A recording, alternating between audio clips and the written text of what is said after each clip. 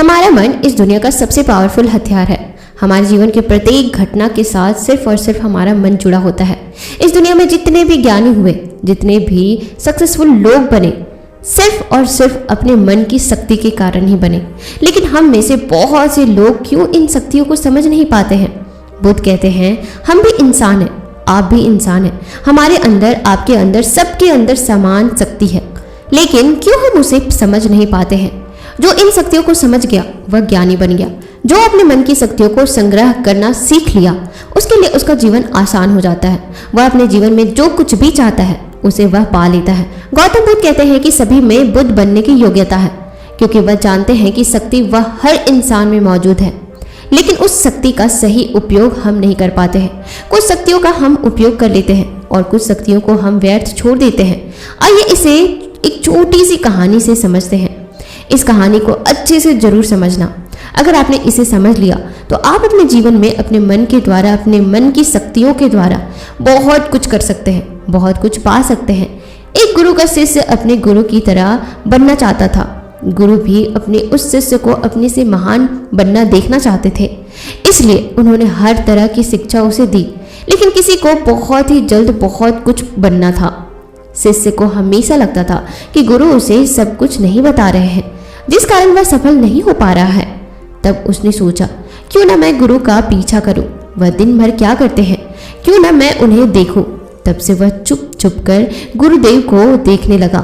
सुबह उठने से लेकर शाम तक गुरु क्या करते हैं, कहाँ जाते हैं, कैसे ध्यान करते हैं, कैसे वह काम करते हैं, क्या बोलते हैं, किस तरह से चलते हैं, यह सभी चीजें उनका शिष्य उसे छुप छुप करके देखने लगा।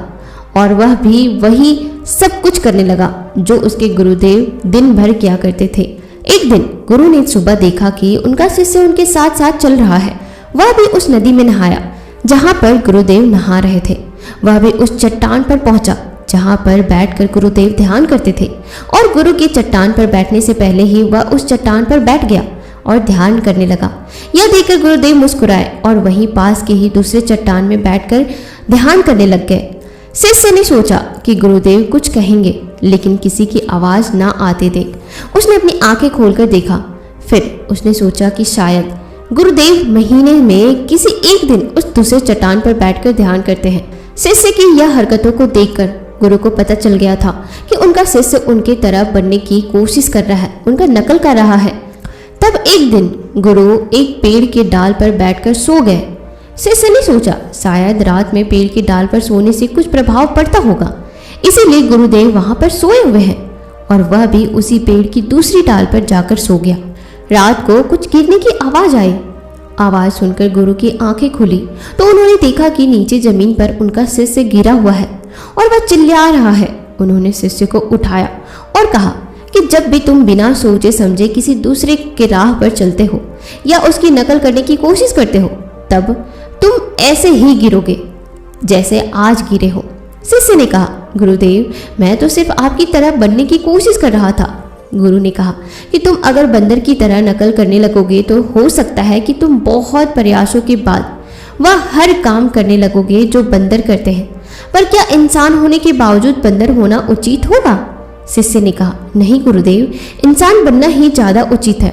लेकिन गुरुदेव मैं अपने मकसद में कैसे सफल बन सकता हूँ? मैं कैसे अपने आप को जान सकता हूँ? मैं तो बस यह देख रहा था कि आप क्या करते हैं, शायद इससे मुझे कोई रास्ता मिल जाए। फिर गुरु ने कहा, जिस प्रकार शरीर को चलाने के लिए भोजन की आवश्यकता होती है, भोजन अगर शुद्ध है तो शरीर में शक्ति भी शुद्ध होती है। हमारा शरीर स्वस्थ रहता है, शक्तिशाली रहता है, बलवान रहता है। उस शरीर से जो भी कार्य करना चाहो तुम करवा सकते हो।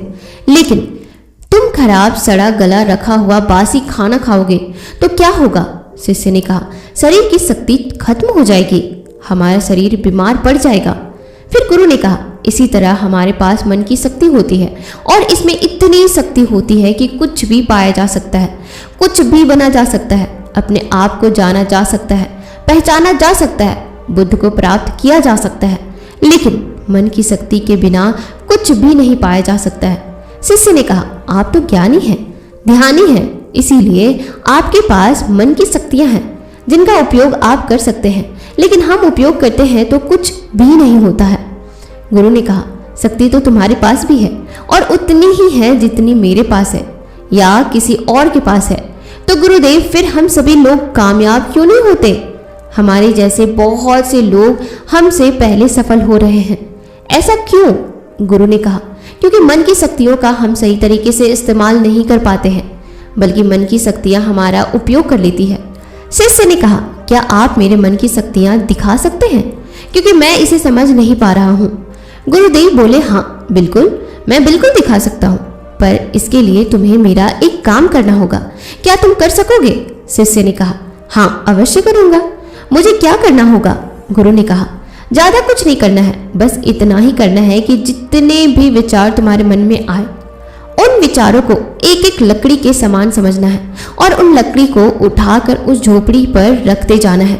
और यह तुम्हें पूरे 1 महीने के लिए करना होगा। ध्यान रहे कि एक विचार के लिए एक लकड़ी का होना आवश्यक है। कोई भी विचार से कोई लकड़ी छूट न जाए। एक काम और करना, अपने उन विचारों को जो तुम्हें ज्ञान और ध्यान प्राप्त करने के लिए आए हुए हैं, उन विचारों की लकड़ियों को तुम्हें उन झोपड़ियों के बाहर रखना होगा। शिष्य ने कहा, जो आ गया गुरुदेव, आप जैसा कह रहे हैं मैं वैसा ही करूंगा।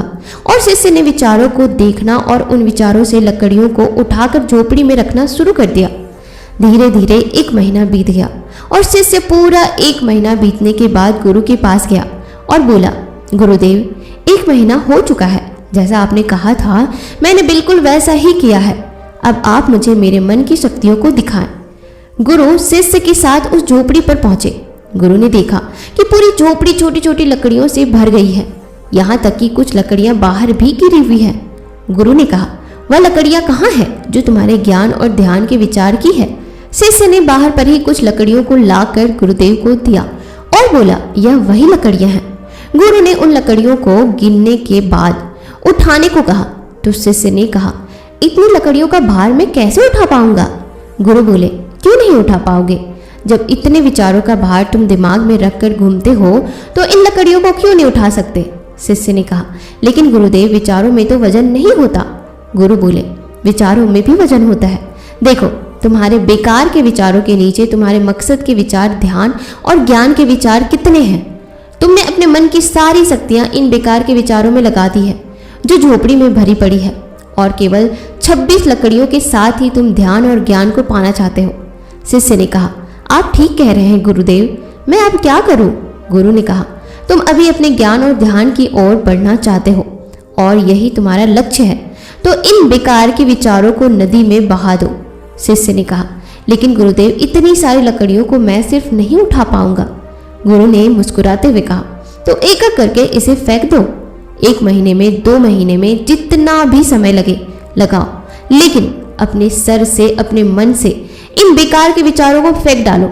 याद रहे, एक विचार छूटने पर नदी में सिर्फ एक ही लकड़ी फेंकना है। एक विचार छोड़ने पर वह एक लकड़ी नदी में फेंक देता। अब उसके पास केवल 26 लकड़ियां ही बची थी जो उसके ध्यान और ज्ञान की थी। उसके पूरे मन की शक्ति ध्यान और ज्ञान पर लगी हुई थी। कोई भी बेकार के विचार उसके मन में नहीं था। एक दिन ध्यान करते हुए वह उठा और गुरुदेव के पास गया और कहा, गुरुदेव ऐसा लगता है कि मैं कहीं अटक गया हूँ और मैं आगे नहीं जा पा रहा हूँ। गुरु ने कहा, उन 26 लकड़ियों को छोड़ने का समय हो गया है, छोड़ दो। फिर शिष्य ने उन 26 लकड़ियों को छोड़ने में 1 साल लगा दिया और जब उसने आखिरी लकड़ी को नदी में डाला तब वह वहीं नदी के किनारे बैठ गया और बैठा ही रहा। गुरु अपने शिष्य को नदी के किनारे ढूंढते हुए वहां पहुंचा। गुरु शिष्य को देखकर उसने कहा कि वह अपने संपूर्ण शक्ति को देख पा रहा है और अब मैं अपनी पूरी शक्ति अच्छी चीजों में लगाऊंगा। गुरु ने शिष्य की ओर देखा और दोनों ही एक दूसरे की ओर देखते हुए बिना कुछ कहे वापस चले गए। हमें भी अपने जीवन में मन की शक्तियों का उपयोग करना सीखना चाहिए। अगर हमने ऐसा कर लिया तो हम जीवन में वह सभी असंभव काम, जो कुछ भी हम पाना चाहते हैं, हम उसे पा सकते हैं। हमारी शक्ति हजारों लाखों विचारों के रूप में हमारे मन में भरी पड़ी है। इसमें कुछ अच्छे विचार भी हैं, कुछ बुरे विचार भी हैं। बस हमें अपने अच्छे विचारों को पकड़ना है। अगर हम अच्छे विचारों को नहीं पकड़ेंगे तो बुरे विचार तुरंत ही हमारे ऊपर असर डालने लगेगा और हम नकारात्मक की ओर, नेगेटिव एनवायरनमेंट की ओर बढ़ने लगेंगे। तो दोस्तों, आपको यह कहानी कैसी लगी मुझे कमेंट सेक्शन में जरूर बताइएगा। उम्मीद करती हूँ कि आपको यह कहानी बहुत कुछ सिखाई होगी। और साथ ही अगर आप हमारे चैनल पर नए हैं तो हमसे जुड़ने के लिए इस चैनल को अभी ही सब्सक्राइब जरूर कर लीजिएगा, ताकि आगे से आने वाली जितनी भी मोटिवेशनल कहानियाँ हों सबसे पहले आप सुन सके। और हाँ, यह वीडियो उन सारे दोस्तों, परिवार वालों, अपने रिश्तेदार वालों को जरूर शेयर कीजिएगा जो सिर्फ और सिर्फ दूसरों की नकल करके आगे बढ़ना चाहते हैं, अपनी शक्तियों को नहीं पहचानते हैं, अपनी एबिलिटी को नहीं पहचानते, अपनी कैपेबिलिटी को नहीं पहचानते और दिन भर सिर्फ व्यर्थ की कामों में अपनी समय को बर्बाद करते रहते हैं। आपकी एक शेयर से किसी की जिंदगी बदल सकती है। कोई बुरा इंसान एक अच्छा इंसान बन सकता है। तो फटाफट से यह वीडियो ज़्यादा से ज़्यादा लोगों तक जरूर शेयर कीजिएगा। तो मिलते हैं नए एपिसोड में नए कहानियों के साथ। तब तक के लिए आप अपना ख्याल रखना।